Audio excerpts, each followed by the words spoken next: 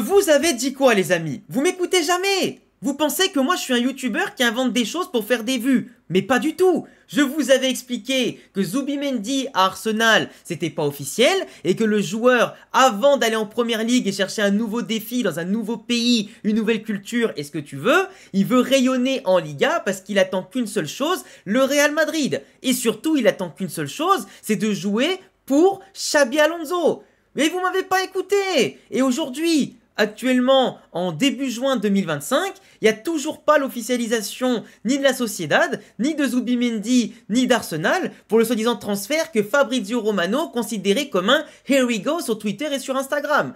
Peut-être que ça va arriver, mais en attendant, il y a une conférence de presse qui était dédiée à Zubimendi pour parler de l'actualité de la Sociedad, de la Liga, du foot espagnol, de la sélection qu'il a rejoint notamment pour le rassemblement vu la Ligue des Nations et la demi-finale contre la France, et surtout pour parler de son avenir, parce qu'il fallait qu'il parle au bout d'un moment. C'est sûr qu'il quittera la Sociedad cet été au Mercato 2025. Sauf que voilà ce qu'il a dit, et d'ailleurs je remercie mes collègues de chez Real France qui ont pu en tout cas prendre la déclaration que j'avais pas forcément vue parce que j'étais pas au courant qu'il faisait une conférence de presse aujourd'hui à l'heure où je tourne la vidéo, et il a notamment déclaré: mon futur, ça sera un long été. Je ne sais pas comment ça va se terminer. Si Xabi Alonso m'appelle pour rejoindre le Real, j'ai toujours dit qu'il était mon idole et c'était un privilège de l'avoir en coach de la Real Sociedad B. Et évidemment, il peut pas dire évidemment que je préfère aller au Real qu'à Arsenal, parce que quand tu es un joueur qui n'est pas sûr de signer pour le Real, tu peux pas te fermer la porte et donc du coup forcément un potentiel contrat. Arteta a appelé Zubimendi pour lui parler de son projet, le rôle qu'il voulait lui donner, mais aujourd'hui, il fait très clairement tourner le dossier en longueur. Parce qu'il attend que le Real Madrid. Si le Real Madrid rentre dans la danse pour payer sa clause libératoire, lui offrir un contrat plus ou moins longue durée et un bon salaire, évidemment que l'appel de Xabi Alonso sera plus que décisif. Il avait été, notamment dans toutes les classes d'âge de la Sociedad, Zubimendi, Alonso aussi quand il était jeune, et Alonso, après avoir quitté les jeunes du Real Madrid en tant qu'entraîneur, il était allé entraîner la réserve, du coup l'équipe B de la Sociedad, en 3ème division pour les monter en 2ème division et rester avec eux une année de plus, avant de partir à Leverkusen comme vous le savez. Et c'est là qu'il a connu Zubimendi il y a quelques années, qu'il l'a vu grandir, qu'il l'a fait progresser, et aujourd'hui, autant Xabi Alonso veut Zubimendi, et il avait demandé à Pérez avant de venir signer au Real en tant que coach, et il a encore demandé après avoir signé.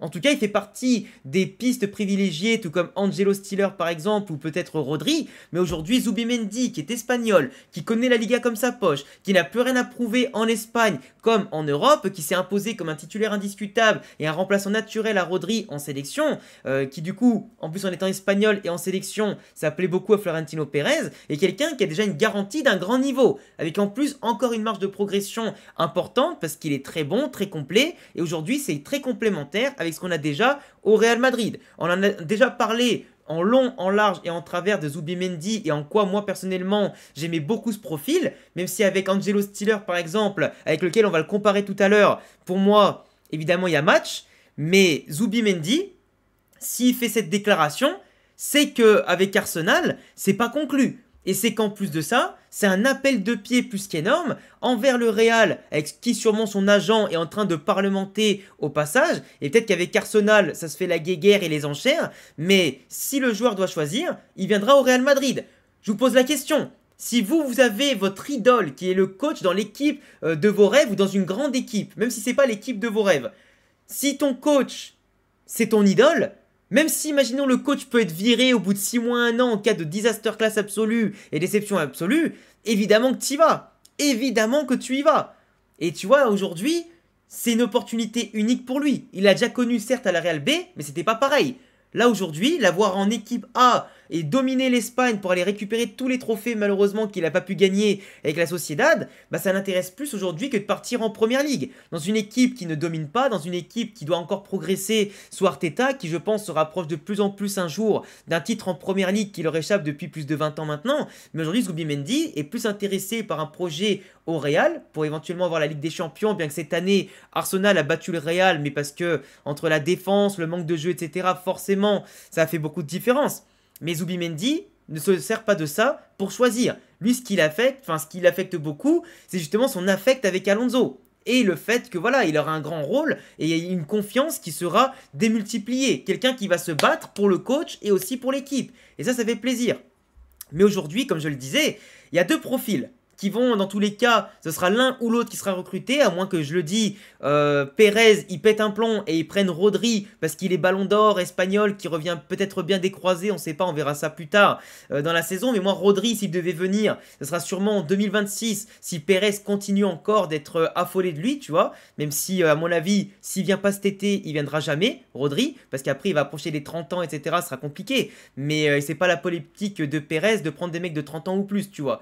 Mais aujourd'hui, t'as Zubimendi qui a 26 ans pour toutes les raisons qu'on a parlé avant. T'as Angelo Stiller, 24 ans, dont on a déjà parlé plusieurs fois en vidéo et même carrément en début de semaine, avec Tony Kroos qui a poussé en interne pour le proposer à Pérez, quelqu'un qui rayonne beaucoup à peu près dans les mêmes postes que Zubimendi dans le même placement, mais finalement, ils ne jouent pas exactement tous les deux de la même manière. T'en as un qui est gaucher, l'autre qui est droitier, et surtout, Angelo Stiller coûte 40 millions, là où Zubimendi coûterait plutôt entre 50 à 60. Et forcément, le Real aujourd'hui doit faire des choix à plusieurs niveaux, et avoir quelqu'un peut-être de moins cher, bah ça peut être intéressant. La seule chose qui peut peut-être les différencier, comme je l'ai dit aussi, mis à part qu'Angelo Stiller est gaucher, et ça peut être super intéressant pour varier un petit peu les profils, les pieds forts dans l'effectif, même si les deux se débrouillent très bien avec leurs pieds forts et leurs pieds faibles, c'est le fait que Zubimendi c'est un Espagnol, et en sélection, et ça Pérez, forcément, ça l'intéresse beaucoup, tout comme avec Carreras qui intégrera sûrement la sélection s'il fait une grande saison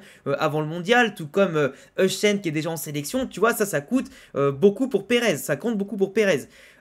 Si je compare vite fait les graphiques, on a à gauche par exemple Zubimendi en bleu et Stiller en rouge-rose, globalement, au niveau des duels, évidemment que Zubimendi c'est un profil qui est plus défensif. C'est quelqu'un qui fait plus de courses comme on le voit ici, qui réussit plus d'actions défensives, qui gagne plus de duels. C'est quelqu'un placé devant la défense qui peut être parfait et qui va ensuite s'occuper de gérer le jeu depuis plus bas qu'un Angelo Stiller, qui lui est certes un milieu central, mais un milieu de terrain qui est quand même un peu plus haut que Zubimendi, capable d'un peu plus se projeter dans un championnat de base en Allemagne où c'est beaucoup plus ouvert, c'est plus simple d'avoir des espaces et des occasions, qu'en Liga où la technique se fait des fois un peu plus basse et après progressivement tu montes le bloc. Et on sait que la Sociedad, tout comme Stuttgart de part et d'autre, n'étaient pas les équipes qui dominaient le plus leurs équipes. Ça avait quand même un bon football de part et d'autre, mais voilà, on sait que c'était des équipes en difficulté plus ou moins dans leur saison. Donc aujourd'hui, les deux ont quand même bien rayonné. On fait ce qu'il fallait au niveau de la créativité, au niveau de la régularisation du jeu. Mais on le voit clairement, Angelo Stiller, dans sa saison globale, tout match confondu et toute compète confondue, a cet avantage de faire plus progresser le jeu par la passe, d'apporter plus de passes clés, plus de passes décisives et des passes du coup comme je l'ai dit entre les lignes qui apportent vraiment des choses au jeu, qui font gagner des mètres et surtout qui apportent des opportunités. Mais comme je l'ai dit, son positionnement un peu plus haut que Zubimendi contribue aussi à tout ça. Là où Zubimendi s'occupe aussi beaucoup plus de ratisser et de faire le jeu. Là où Angelo Stiller, c'est pas son rôle de ratisser. Normalement, lui, tu l'associes à un mec à côté comme un Tchouaméni ou un Valverde qui s'occupe de ça pour lui. Mais ça peut être intéressant, dans tous les cas, d'avoir l'un ou l'autre. Et Zubimendi au Real aura plutôt un rôle à la Angelo Stiller, c'est-à-dire d'avoir peut-être plus de passes progressives, de prendre un peu plus de risques sur les passes qui justement apportent au bloc du Real Madrid, de monter, d'asseoir sa domination, etc. Et surtout le contrôle. Quand on regarde aussi à droite, je vous ai apporté un comparo par exemple avec Tchouaméni. Et je vous expliquerai un peu plus tard dans ma composition finale, évidemment, qu'est-ce que je choisirais par rapport auquel milieu de terrain j'associerais à Angelo Stiller, Zubimendi ou qui j'enlèverais. Et c'est vrai que Tchouaméni, quand tu compares son graphique, mine de rien, ok en passe, il peut être aussi bon qu'un Angelo Stiller pour faire avancer le jeu depuis un positionnement qui est bas. Par contre, en termes de passes clés et passes progressives, c'est pas exactement ça, c'est pas pareil. Et de l'autre côté, Tchouaméni, c'est un profil qui va plus dans les duels, qui fait des actions défensives, et même à ce niveau-là, il est équivalent à Zubimendi.